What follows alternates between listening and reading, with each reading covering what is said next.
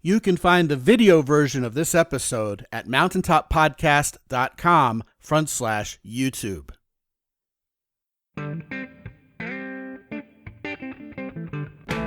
Live from the mist-enshrouded mountaintop fortress that is X and Y Communications headquarters, you're listening to the world-famous Mountaintop Podcast. And now, here's your host, Scott McKay.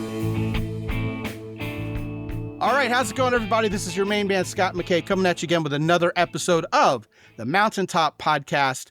You can find me all over social media and now on Substack as well, at Scott McKay, along with on X, on Truth Social, on YouTube, and on TikTok, at Real Scott McKay, of course, on Instagram. Guys, if you're not a part of the Mountaintop Summit on Facebook yet, you really should get over there because we're having a whole lot of fun in some unexpected ways, actually.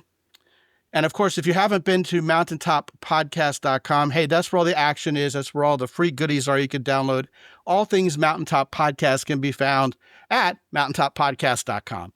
With me today is a new friend of mine. She comes from Boise, Idaho. Her name's Monica Tanner, and she is a relationship coach extraordinaire.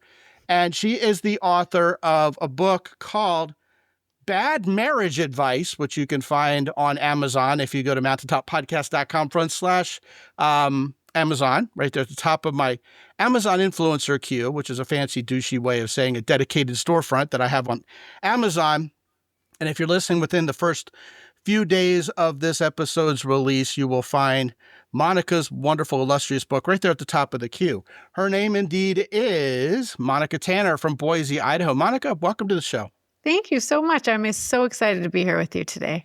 Yeah, we're all shiny and happy, and we're talking about what is on paper, at least, a terrible topic, which is bad relationship advice. What would inspire you to write a book on that subject? You just having a little bit of fun, wanting to ruin your whole mood, or what? What happened there?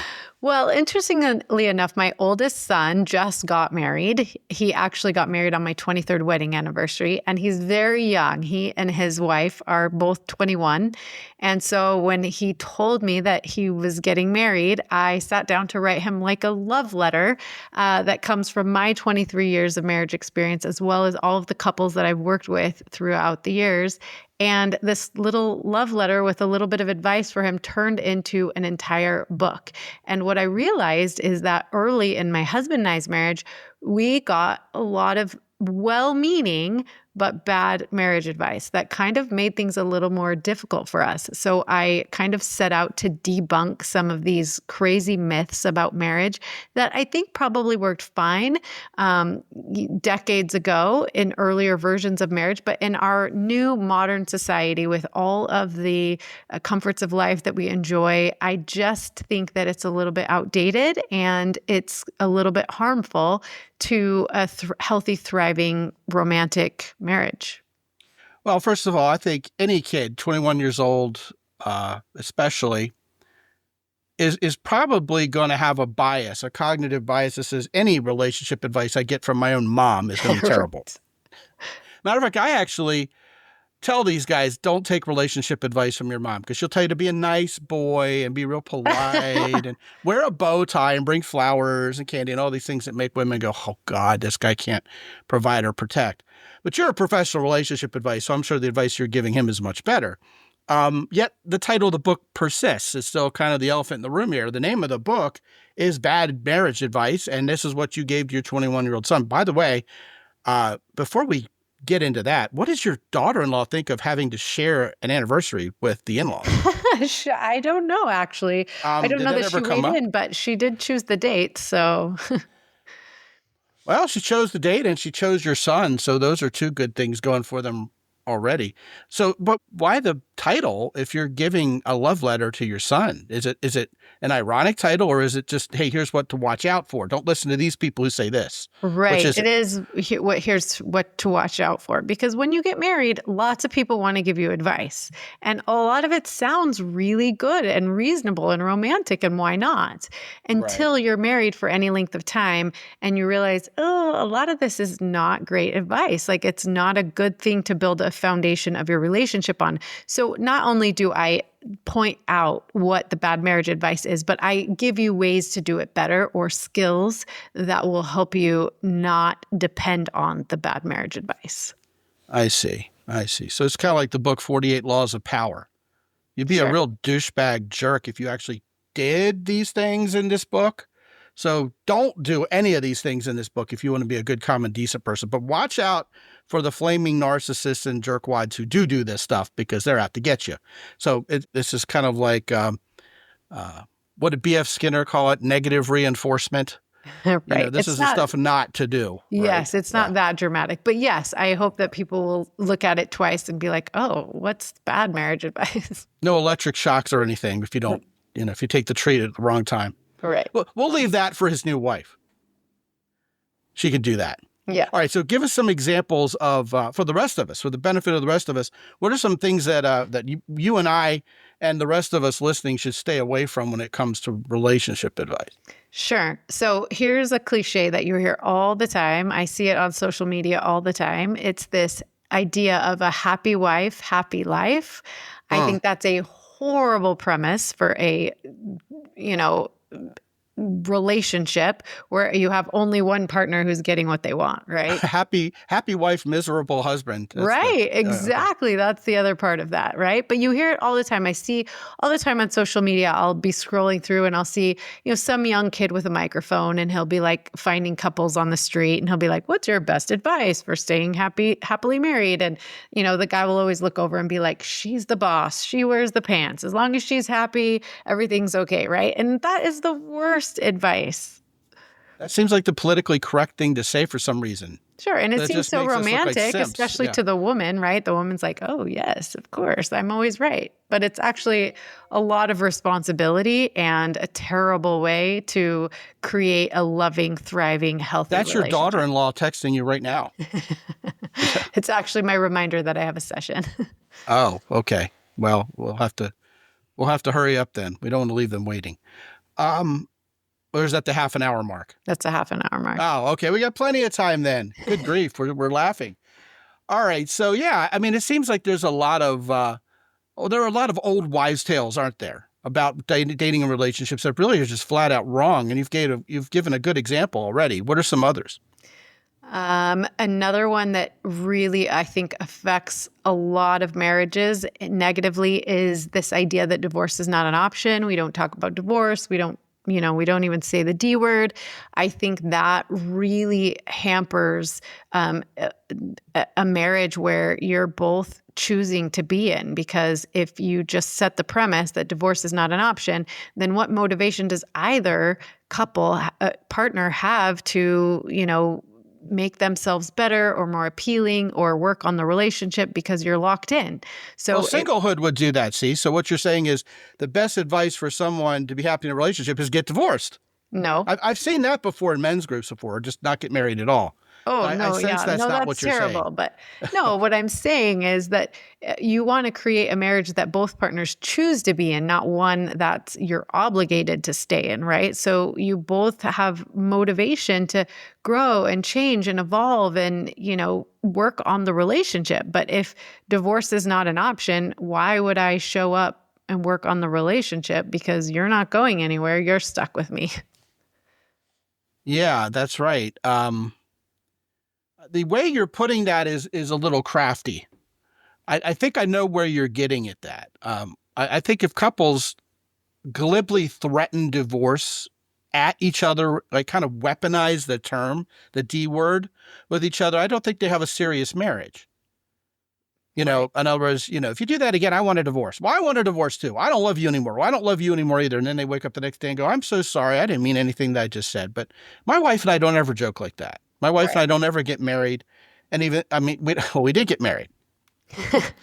But we don't ever find ourselves married and then wish we weren't and say to each other, I don't want to be with you anymore. I don't love you anymore. I want a divorce. And then decide, I was only kidding, like the old Morrissey song, the Smith song, Big Mouth Strikes Again, Yeah. by well, rights, that's I good. should bash every tooth in your head. We just don't talk like that as a couple. And I don't think healthy couples do. Just like healthy siblings don't say, "I wish you'd never been born. I hate you." And when you see them act out like that, like at a grocery store or a softball field or something, a lot of times they're like mimicking their parents. They're modeling their parents, aren't they? They learned that at home, maybe. Sometimes. Yeah, Sometimes. but that's good that you guys don't threaten each other with divorce because that's No. not healthy either. But I definitely think Or bludgeoning each other in our bed, like Morrissey Sure. would have suggested. I do think, well, actually, there's lots of jokes about that, right? That the only way out is 27 murder. minutes till your appointment. I'm sorry. Usually I have okay. that turned off. A lot of couples joke that the only way out of this is murder, right? So that's not healthy.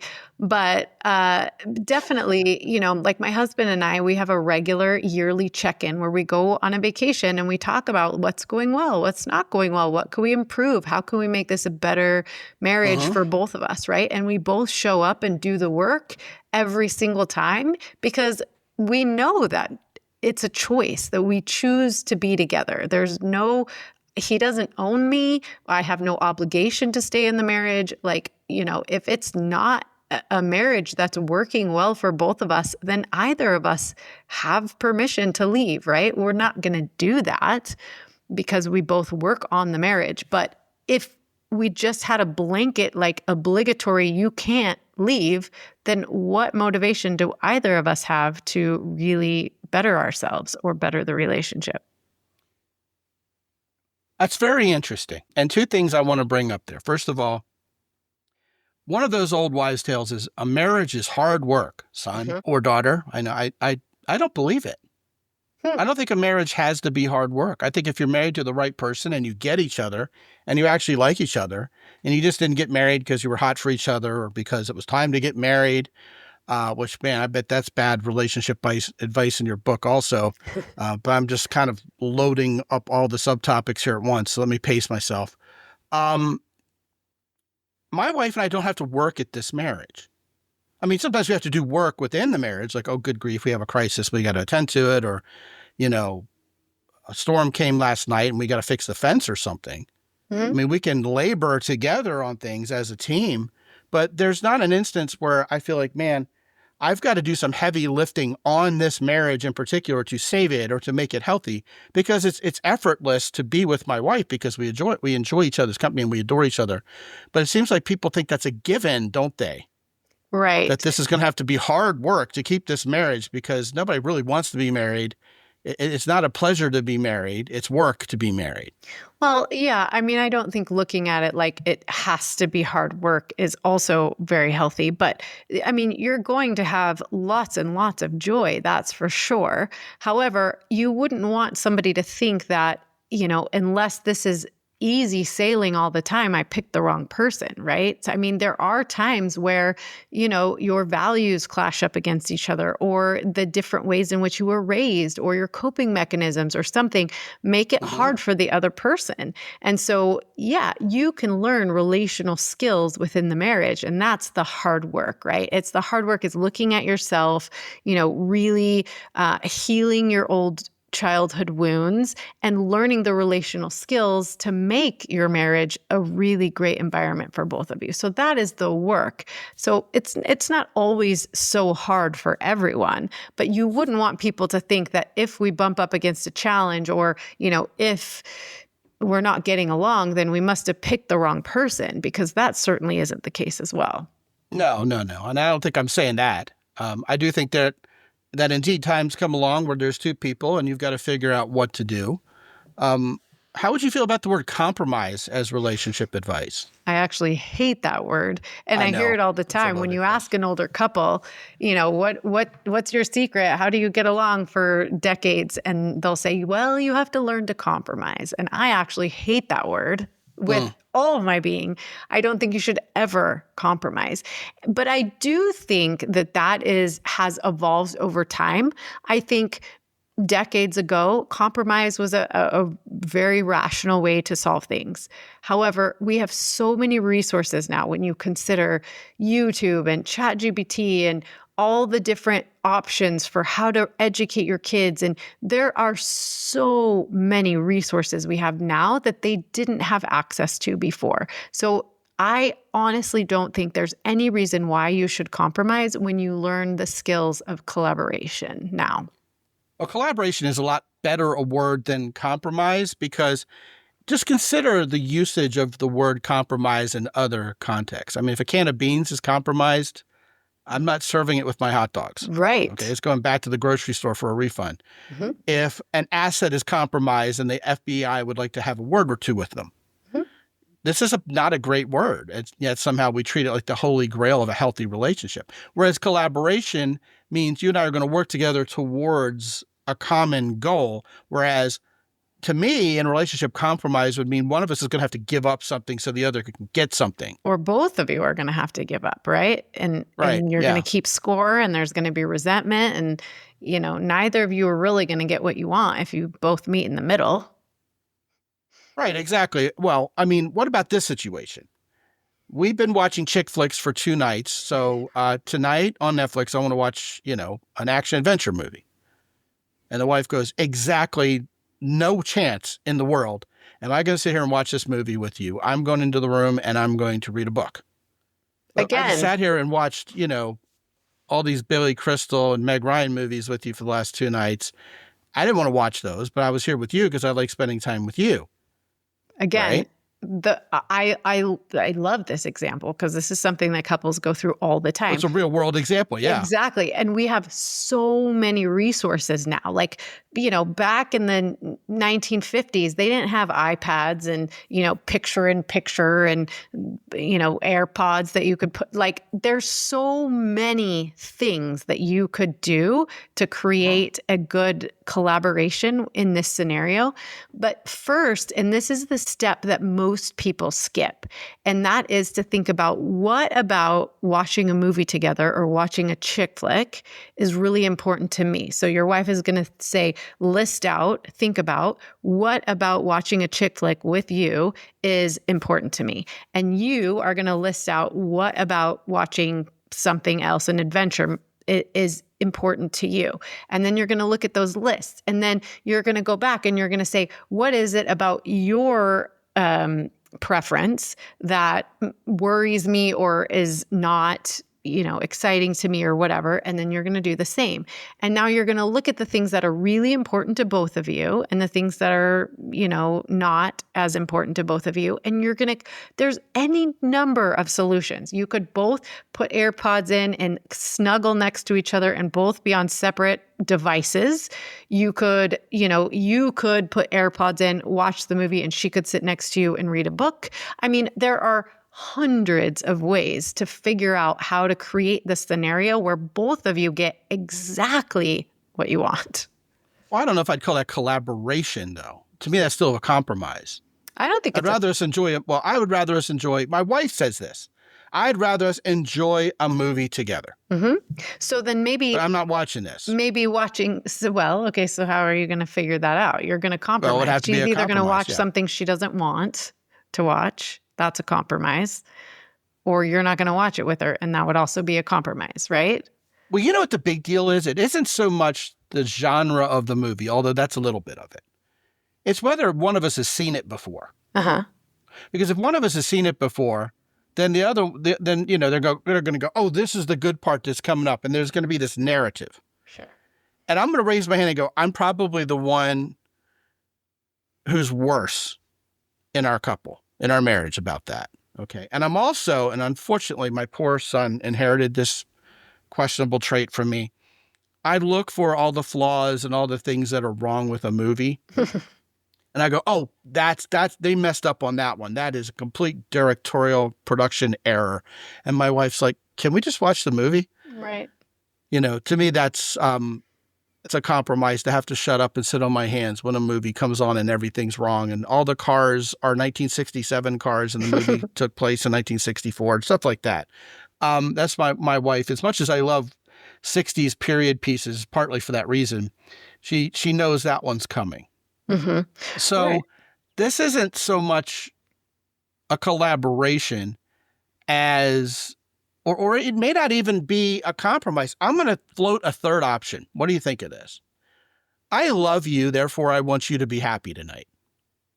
Because you are so cool. You wanted me to be happy the last couple of nights. And I'm, it may not be if mama's ain't happy, everybody's happy. But when you're happy, it makes me happy. because I adore you and I love you and you're not my adversary, you're my partner. So you mentioned travel. My wife and I have done a whole lot of that. And there's some places she wants to go. And I always say to her, where do you want to go?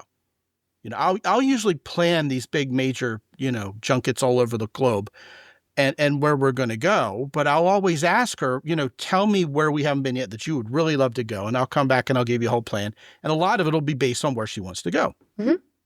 My wife likes to spend time laying out on a tropical beach. I think that's a total waste of time. Unless I can go surfing, right? But just laying on a beach doing nothing to me, except for very, very few places in the world of keynote where beaches are actually very exciting. And I would count amongst them, say, Copacabana in Brazil. If you've ever been to the Copacabana beach in Rio de Janeiro, it is an adventure just to be there because people are doing everything all the time.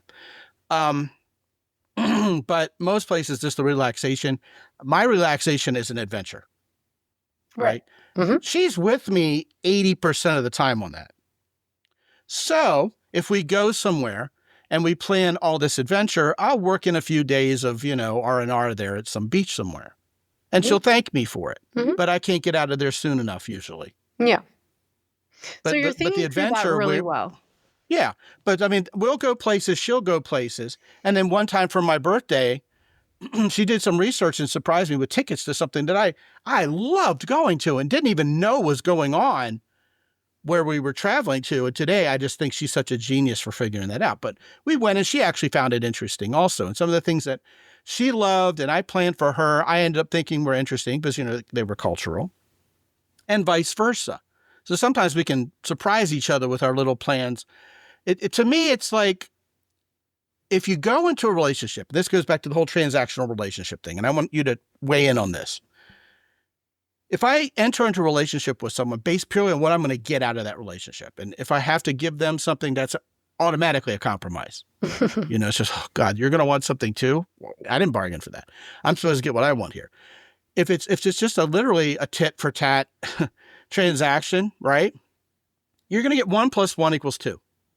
The most you're ever going to get is what you were hoping to get, what you bargained for.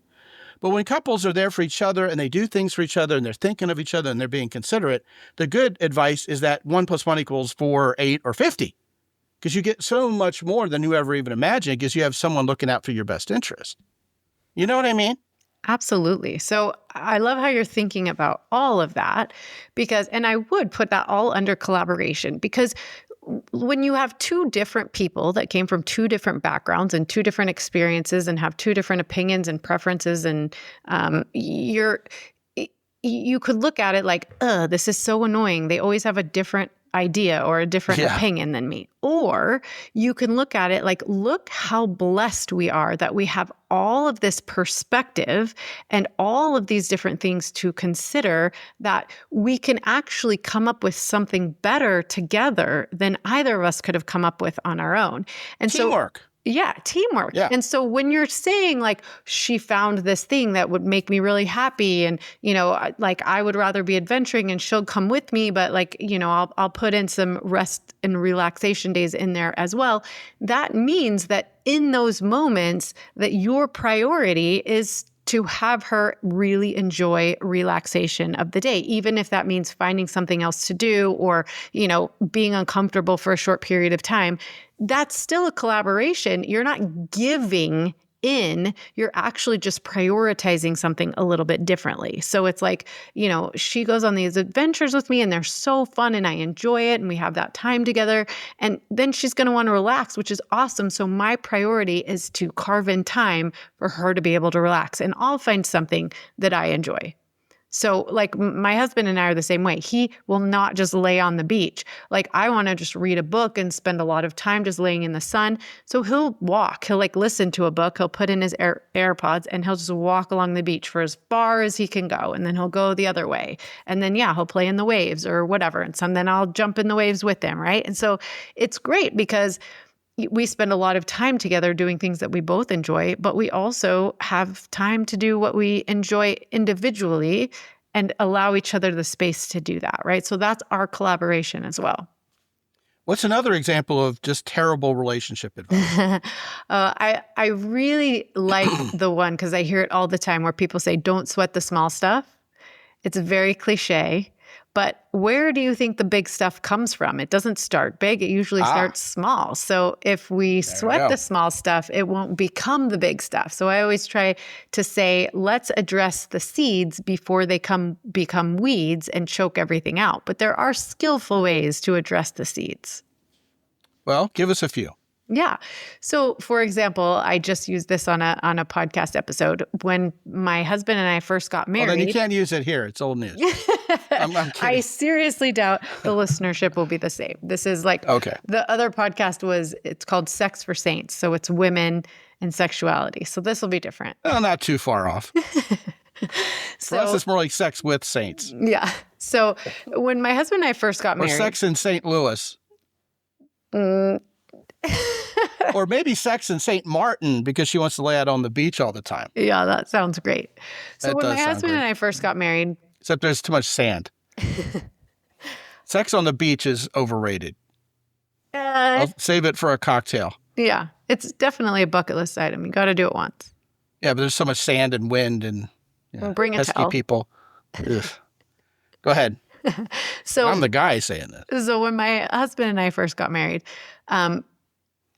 one thing that drove me crazy, it was definitely a small thing, but I hated when he put the toilet paper on the thing and he would make it so the toilet paper would come under. Like Someone actually does that? what? To me, that's like putting the milk in the cereal bowl first, then adding the cereal. Who does that?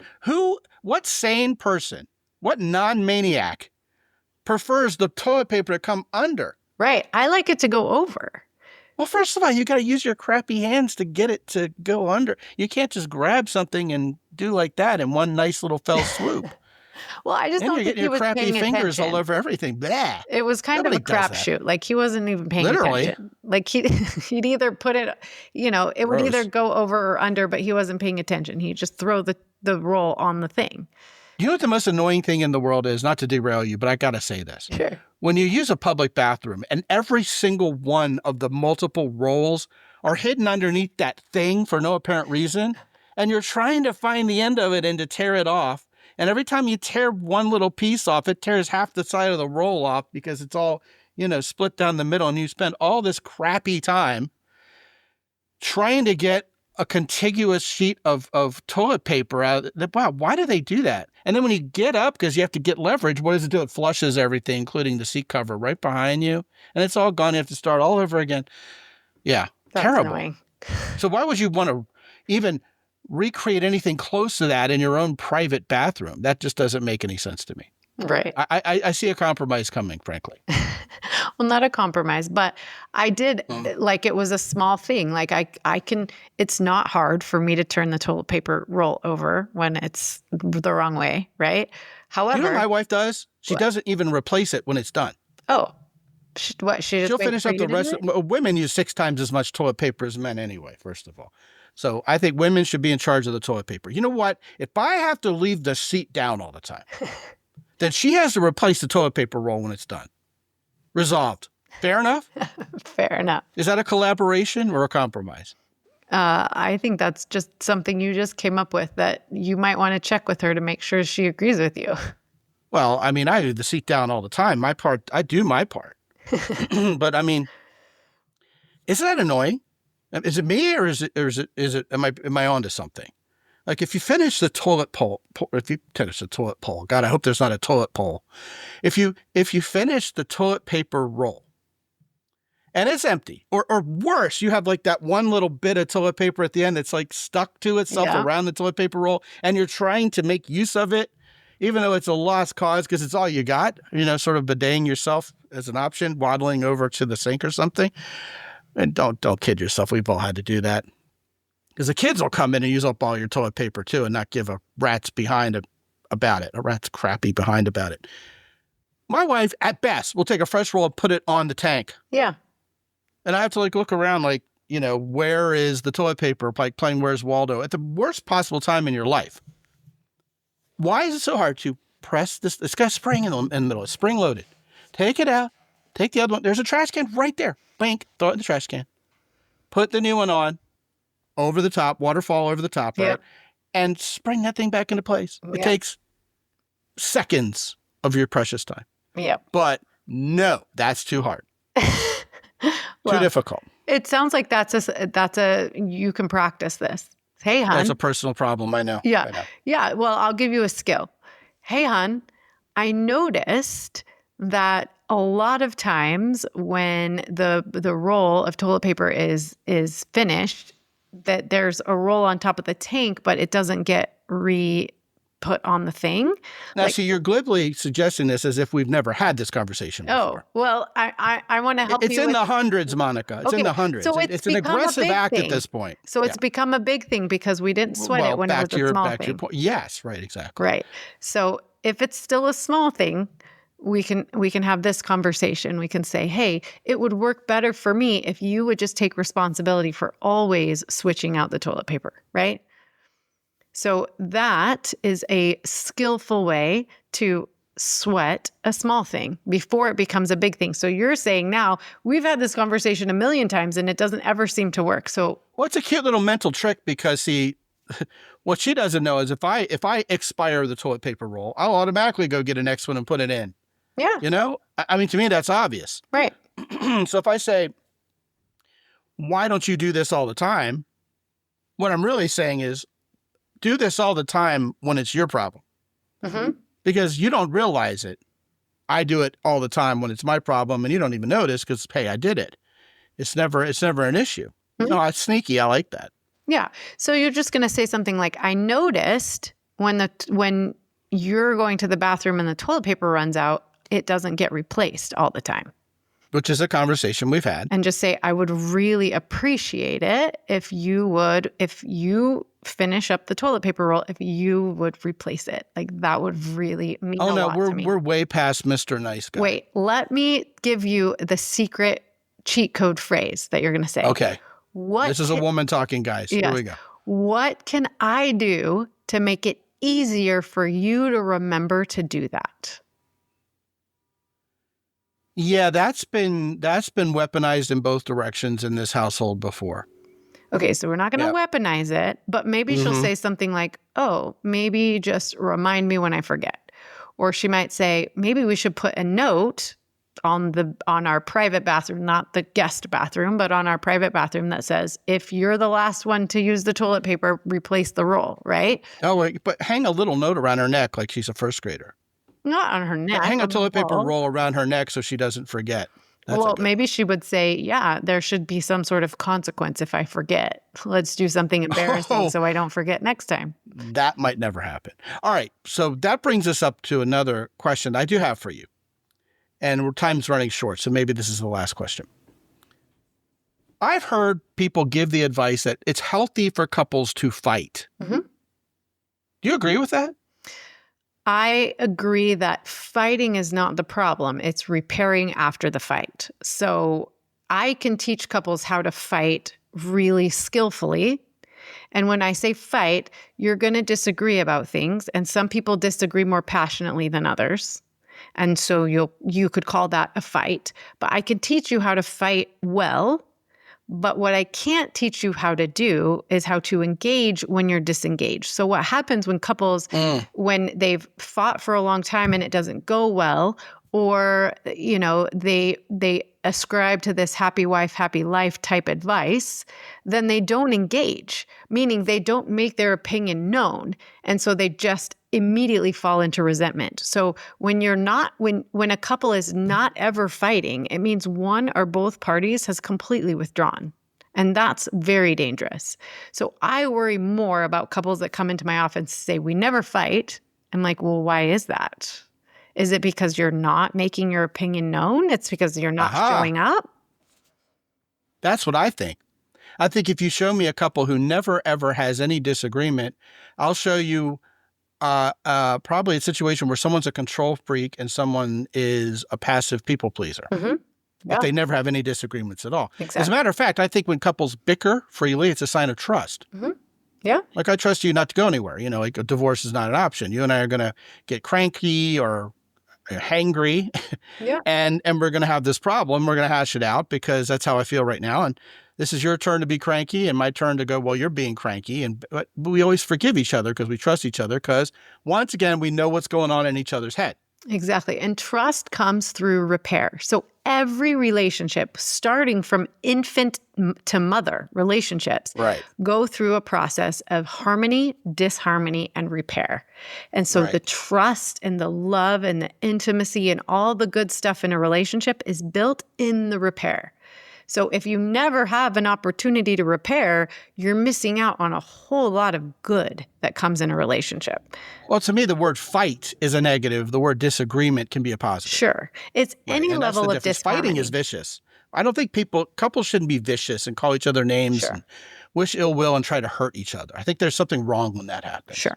Sure. But there's always going to be disharmony. If there's not disharmony, that I worry about, right? But Yeah, agreed. You're always Agreed. going to go through a process of harmony. So that's just the good stuff. That's when everything's working great and we're getting along and everything's going great. And then there's going to be disharmony. We disagree about something or we're doing something two different ways or you just walked in and the toilet paper is not replaced, right? That's disharmony. Yes. But the repair, that's where all the gold is in that process of repair. And we learn we can skillfully repair faster and stronger and more effectively when we gain these relational skills. Well, considering your top of the hour appointment is now waiting for you, I think it's time for us to close this particular show. What do you know? You just gave us a whole bunch of good marriage advice, good relationship advice. And for that, I think we're all grateful. Her name is Monica Tanner. It's right there on the screen. And the name of her book, which isn't right there on the screen, I need to tell you what that is. It's called Bad Marriage Advice. And you can find it on Amazon by going to mountaintoppodcast.com/Amazon. And also when you go to mountaintoppodcast.com/Monica, you will go to badmarriageadvice.com and give us the elevator pitch on what they're going to find there, Monica, when they click. Yeah. So if you go to badmarriageadvice.com, you're not only going to have the opportunity to purchase the book, but you'll also get 300 date night ideas. And so one of the things that I'm very adamant about is that you should always be dating your spouse. You should make time once a week, 3 hours minimum to go on a date night. And people say, oh, we fall into the same routine. We do the same stuff over and over and again. I made 300 date night ideas with all levels of adventure, all seasons of the year, and all levels of from free to expensive date nights. So you'll want to download that. Fantastic stuff. Monica, thank you so much. This has been a lot of fun. In part because it went down the road of talking about toilet paper. Yeah. I mean, I've never had such a long conversation about toilet paper, so that was really fun. Yeah, I don't know what that says about either one of us, but probably more about me. Anyway, a great show, fun stuff, and I'm so glad you joined us. Hope you'll come back again soon. Thank you, Scott. I would love to. And guys, if you haven't been to mountaintoppodcast.com lately, go there, get the show notes, download the free book, Sticking Point Solved. Also, get on my calendar to talk about anything you want for 25 minutes. It's free. I want to hear your thoughts about the show. If there's a plan of action we could put together to take you from good to great in your success with women, we'll do that also. While you're there, please visit our 3 longtime illustrious sponsors, including Jocko Willink's company Origin in Maine, Hero Soap, and The Keyport. And when you partake of anything from our 3 fine sponsors, use the coupon code MOUNTAIN10 to get an additional 10% off. All of that and more is there for you, as always, guys, at mountaintoppodcast.com. And until we talk to you again real soon, this is Scott McKay from X&Y Communications in San Antonio, Texas. Be good out there.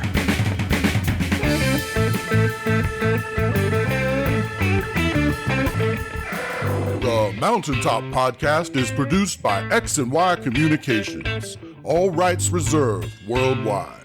Be sure to visit www.mountaintoppodcast.com for show notes.